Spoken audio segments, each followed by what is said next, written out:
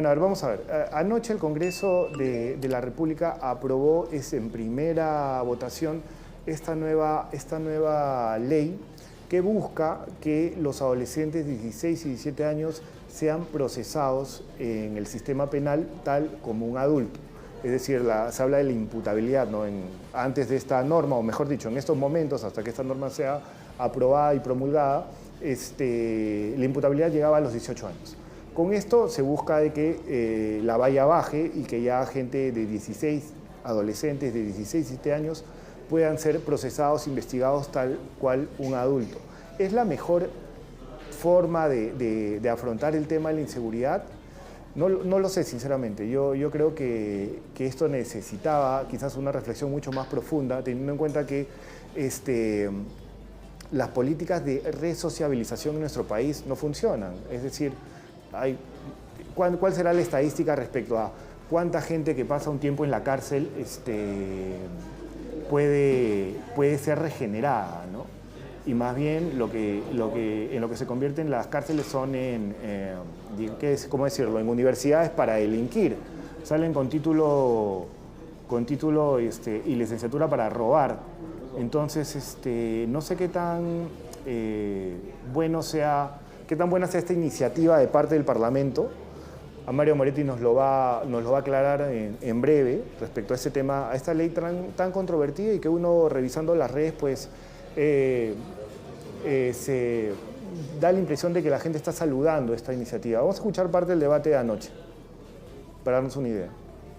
No podemos darnos el lujo de violar el Código del Niño y Adolescentes y la Convención del Niño, penalizando desde los 16 años. ¿Niños? Ya dejaron de ser niños a los 15 años. Ya no son niños, son viles delincuentes. ¿Y qué hacemos los papás? No, mijito, pobrecito, ¿cómo lo llevan a la cárcel? Entonces los papás también tienen que aprender a educar bien a sus hijos. Este proyecto, presidente, viene a bien al Perú para poder combatir la delincuencia. Lo único que estaríamos haciendo es incorporar a jóvenes de 16 años, a partir de los 16 años, a las cárceles que en nuestro país son verdaderas escuelas del delito. Se va a declarar el cierre de la votación. Votación cerrada. Han votado a favor 56 congresistas, 29 en contra, 7 abstenciones. Bien, y ahí estaba la votación precisamente, y también me quedo con una declaración de Gladys Echaíz que decía que las cárceles son, escuelas del delito, ¿no? Y ese es el gran temor respecto a la posibilidad de que niños de 16, 17 años, adolescentes, mejor dicho, pasen una temporada en la cárcel y salgan en 5 o 10 años convertidos en gente que simplemente se dedica al crimen y con cero resociabilización. Vamos a ver ahí un gráfico para que podamos entender mejor este asunto. Vamos a verlo. Ahí está. ¿Qué dice la ley, no? ¿Qué dice esta ley que ha sido aprobada ayer en primera votación en el Parlamento, en el Pleno? Dice, ¿qué dice la ley? Ciudadanos de 16 y 17 años son responsables penales por delitos graves. Se modifica el numeral 2 del artículo 20 del Código Penal. No son más sujetos exentos de responsabilidad penal. Este es el proyecto de ley número 618. Bueno, ahí queda claro de que de aprobarse esta ley, adolescentes de 16 y 17 años serían procesados como un adulto. Y claro, ha habido casos emblemáticos, digamos, ¿quién no recuerda a Gringallo o a Caneo en los 90, ¿no? Pero eran casos muy puntuales y casos en los que debía haber una concertación, digamos, de distintas fuentes y distintas ramas de la criminología para determinar, pues, que estos señores en realidad actuaban con algún tipo de tara para hacer esto que hacían, que es matar a mansalva, ¿no? Pero yo no sé si es que realmente se deba procesar a todos los adolescentes bajo esa misma vara, simplemente por el hecho de que delinquen.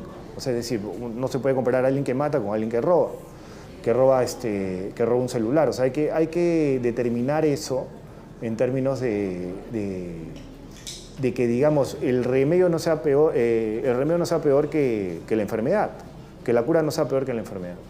Entonces, claro, tienes los índices de violencia que tenemos en este país y que son dramáticos y que todos los días los vemos en los noticieros, muy temprano en la mañana o muy tarde en la noche, y al Congreso se le ocurrió esta idea como una forma de, digamos, de enfrentar este flagelo, ¿no?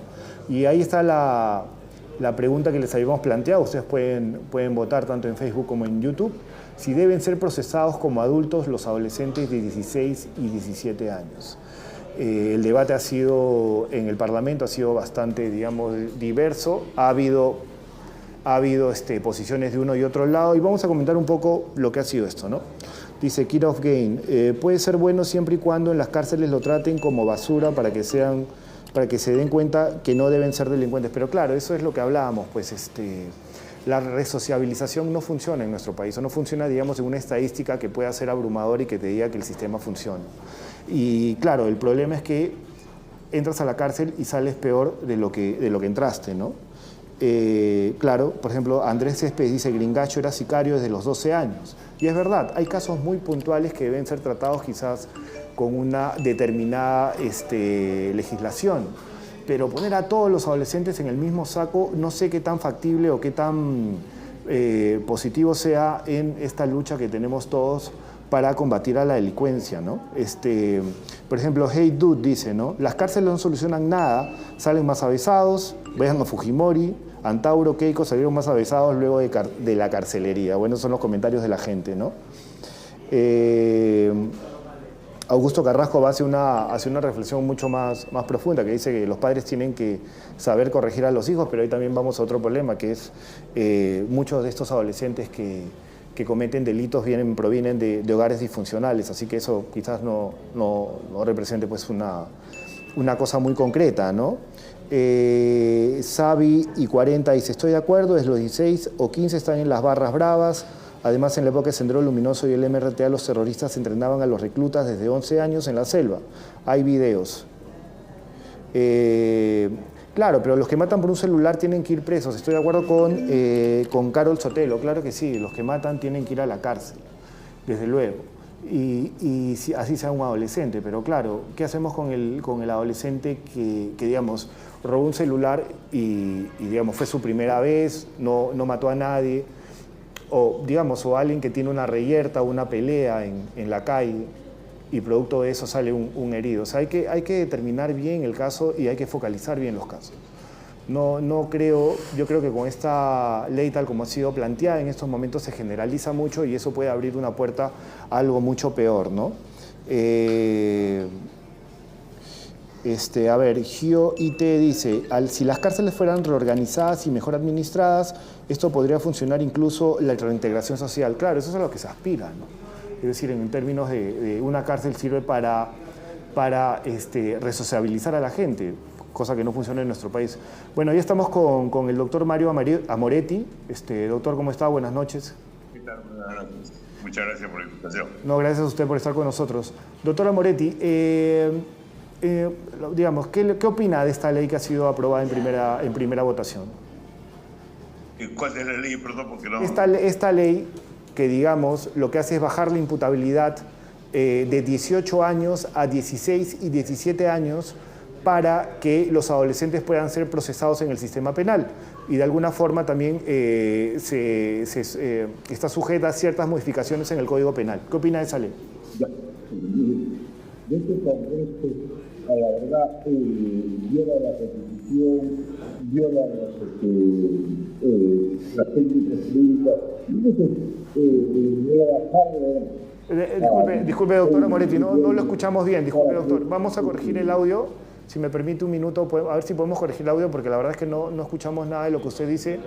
Y me imagino que también la gente que nos está viendo en estos momentos. No sé si tiene usted unos auriculares o un micrófono, por favor.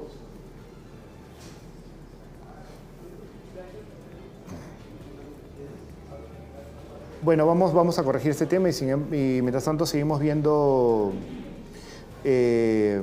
los comentarios de la gente, porque ese tema despierta pues y gatilla un tema que tiene que ver con lo inmediato, que es este tema de inseguridad en el que vivimos todos, ¿no?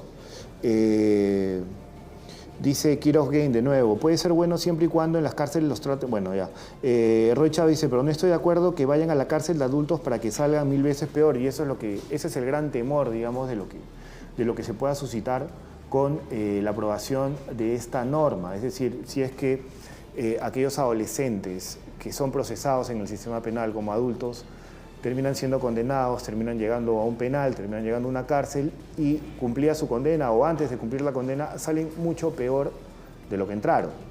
Entonces ahí, en todo caso, ¿qué tal si esta ley viene acompañada de un reglamento o de una nueva ley que permita una resociabilización adecuada de estos jóvenes, de estos adolescentes, ¿no?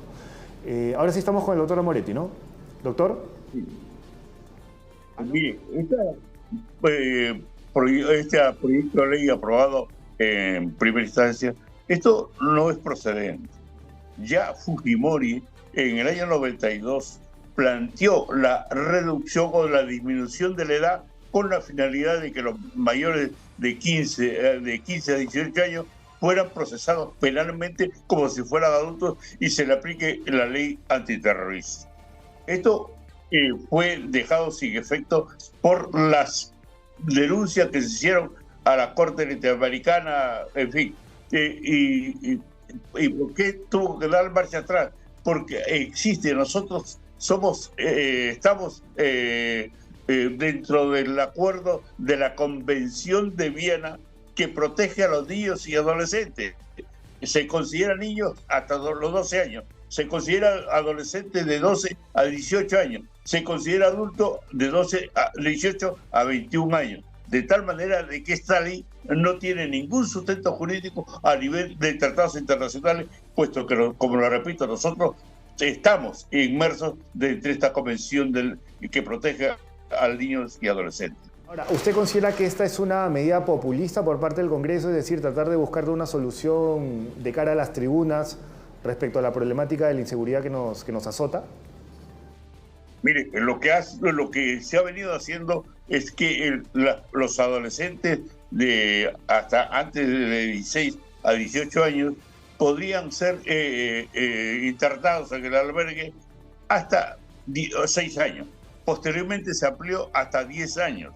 Y yo creo que la única salida que deben tener los congresistas, que desgraciadamente para ellos son medidas populistas, más no un respeto a la Constitución, a la ley y a los tratados internacionales, es solamente que se eleve el internamiento de un albergue a los menores de 18 años, en lugar de que sean 10 como les estaba, que sean 15. Y que es lo que señala las modificaciones que se han verificado, que los menores que cumplan 18 años sean internados y se ha dispuesto una medida de internamiento del albergue hasta por 10 años, que al cumplir los 18 años pasen a una cárcel donde debe existir un pabellón especial para los menores que hayan cumplido 18 años y que puedan en su momento completar los años que le faltan. Si un menor cometió una infracción tal como se conoce del Código de los Niños y Adolescentes y es sancionado a 10 años de internamiento de las cárceles y a los 3 años de haber cumplido ya superó los 18 años, pasa de inmediato a una cárcel primaria y sobre todo con un ambiente que esté separado de los adultos y solamente podrá salir cuando complete los 10 años para el cual fue condenado, se dispuso el internamiento. Ahora, yo considero que si se quiere sancionar a estos menores, pues se les sancione a 15 o 20 años, pero cumplidos los 18 años, pasen a una cárcel de adultos, pero separados, lógicamente, porque así ya ha sido dispuesto de un pabellón especial. Ahora, en su criterio, ¿cuál es el peligro de bajar la imputabilidad hasta menores de 16 años? ¿Cuál es el peligro de esto? Bueno, es que ya les digo, esta situación o este proyecto es solamente de carácter populista. Y sobre todo, los congresistas deben revisar los antecedentes que se tuvo en consideración cuando Fujimori quiso disminuir la edad para que sea sancionado como adulto. Posteriormente, ya ante esta advertencia de la Corte Interamericana y el Estatuto de Roma, ya se dispuso que las sanciones como una infracción un internamiento en el albergue hasta los, como le decía anteriormente, hasta que cumplan los 18 años. Y si fueron sancionados a 10 y ahora imaginemos que sean 20, pues que se vayan a la cárcel hasta que cumplan los 20 años. Claro, o sea, lo que usted propone es de que en lugar de que se baje la imputabilidad, que se, digamos, se eleven las condenas a un adolescente que comete un delito, que pase, digamos, parte de esta condena en un albergue hasta que cumpla la mayoría de edad y que cumpla el resto de la condena ya en una cárcel. Claro, pero es que no se puede aplicar el Código Penal a los menores de 16 años. Se aplica el Código de los Niños y Adolescentes y ahí se le impone son sancionados por una infracción hasta el momento por homicidio calificado, violación sexual hasta los 10 años. Pero, y es ahí, aquí no tenemos por qué modificar el Código Penal, porque ahí es un desconocimiento total de parte de los congresistas. Simplemente se modifica el Código de los Niños y Adolescentes, se le condena o se le sanciona, porque ellos no cometen no se les puede aplicar una pena, se les sanciona por una infracción, imaginémonos a 20 años, y a los 3 años o a los 2 años cumplieron 18 años, se van a la cárcel de adultos. No tenemos por qué modificar el Código Penal porque eso es inconstitucional, viola los tratados internacionales, viola la Convención del Niño.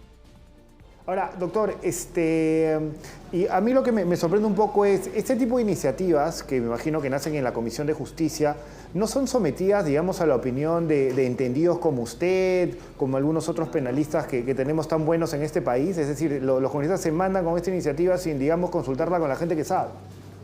Bueno, es que desgraciadamente nunca recurren a los especialistas. Y cuando recurren, porque yo fui invitado en una oportunidad con 5 especialistas de otras especialidades para darle facultades al Ejecutivo, consideramos por unanimidad que no se le deberían facultades al Ejecutivo. Sin embargo, ¿qué es lo que hace el Poder Legislativo? Convoca, pero ya nadie quiere ir porque nos escucha y lo que opinamos como especialistas no es tomado en cuenta porque ellos lo resuelven políticamente y populista, de manera populista y violando, como lo repito, los tratados internacionales o la Constitución, como varias de las leyes que se han dictado. Esa es la verdad.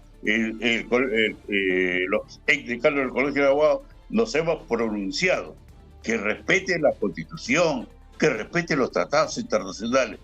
Y sin embargo, aquí tenemos esta nueva violación por parte de los congresistas que lamentablemente van a tener que dar marcha atrás.